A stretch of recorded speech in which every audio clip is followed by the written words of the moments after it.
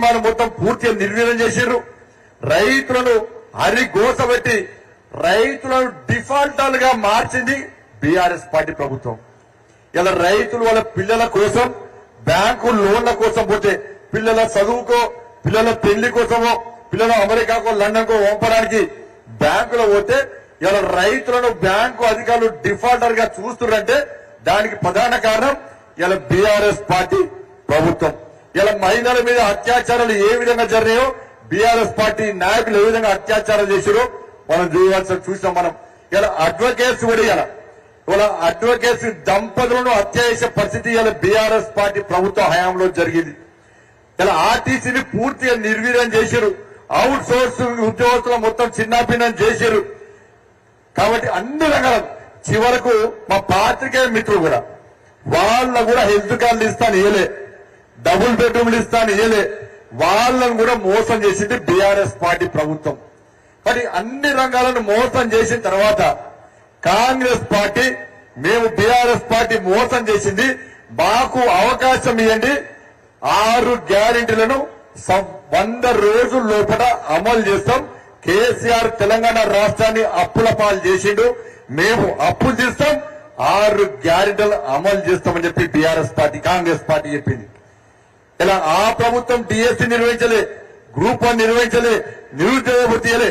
మరి ఈ ప్రభుత్వం వచ్చిన 100 రోజుల లోపల నోటిఫికేషన్ ఇస్తామన్నారు, 2 లక్షల ఉద్యోగాలు భర్తీ చేస్తామన్నారు, నిరుద్యోగ భృతి ఇస్తున్నారు. ఈ నల్గొండలో ఇంతమంది ఓటర్స్ వచ్చారు. మీ లోపల ఎవరికన్నా ఏ నిరుద్యోగకన్నా నిరుద్యోగ భృతి పట్టదా? నోటిఫికేషన్ ఇచ్చిర్రా, 2 లక్షల ఉద్యోగాలు భర్తీ చేస్తున్నారు, భర్తీ చేసిర్రా? ఇవాళ ఏమీ చేయకుండా ఇలా పూర్తి వాళ్ళ బతుకులు నిర్వహణ చేశారు.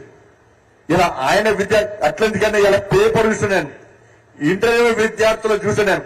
బీఆర్ఎస్ పార్టీ అనే ఈ దేశంలో ప్రపంచంలో అప్పుల పాలనలో ఆత్మహత్య చేసుకున్నారు, ఉద్యోగం రానోళ్ళు ఆత్మహత్య చేసుకున్నారు, ఉద్యోగం వచ్చిన వాళ్ళు ఆత్మహత్య చేసుకున్నారు, రైతులు ఆత్మహత్య చేసుకున్నారు, రాజకీయ నాయకులు ఆత్మహత్య చేసుకున్నారు. కానీ ప్రపంచంలో ఎక్కడ ఇంటర్మీడియట్ విద్యార్థులు ఆత్మహత్య చేసుకోలేదు ఎక్కడ కూడా.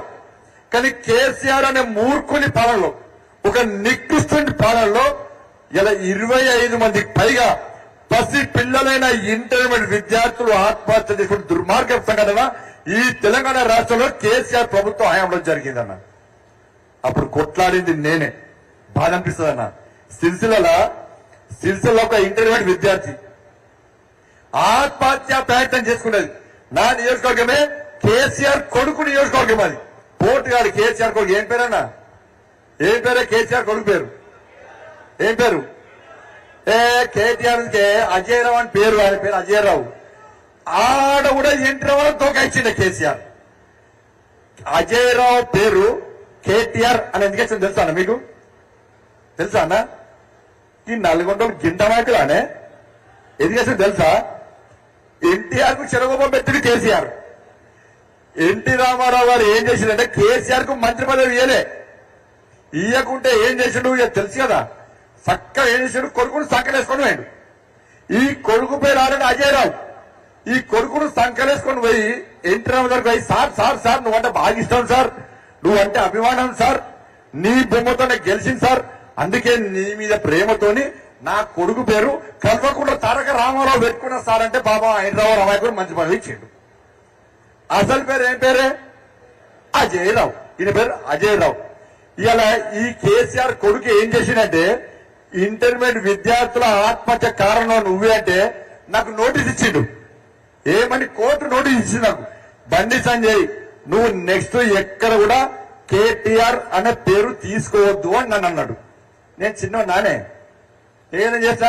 బిడ్డ నువ్వు కోర్టు నుంచి ఆర్డర్ పట్టుకొస్తావు అని పేరు మార్చిన. ఏం పేరు పెట్టినా? ట్విట్టర్ టిల్లు అని పెట్టిన. ట్విట్టర్ ఇప్పుడు దేశం మొత్తము కేటీఆర్ కంటే ఏం ట్విట్టర్ టిల్లు అంటే ఫేమస్. కే పాలక ఫేమస్ అయిపోయింది అలా. ట్విట్టర్ టిల్లు అని పెట్టిన. ఆయన నా మీద ఆర్డర్ వరకు వచ్చిన. నేనన్నా ఇంటర్మీడియట్ విద్యార్థులు ఆత్మహత్య చేసుకున్నారు అన్న. చిన్న అమ్మాయి, ఆయనకు అన్ని సబ్జెక్టులో 90 అబౌవ్ వచ్చినాయి అన్న. 96, 95, 98 వచ్చినాయి. ఒక్క సబ్జెక్ట్ లో 0 మార్క్స్ వచ్చినాయన్న. ఆ అమ్మాయి సూసైడ్ అటెంప్ట్ చేసుకున్నది. సూసైడ్ అటెంప్ట్ చేసుకున్నాక ప్రభుత్వ ఆసుపత్రి తీసుకుపోయినాక స్ట్రెచర్ మీద ఉన్నది అమ్మాయి, కొన ఊపిరితో ఉన్నది అమ్మాయి.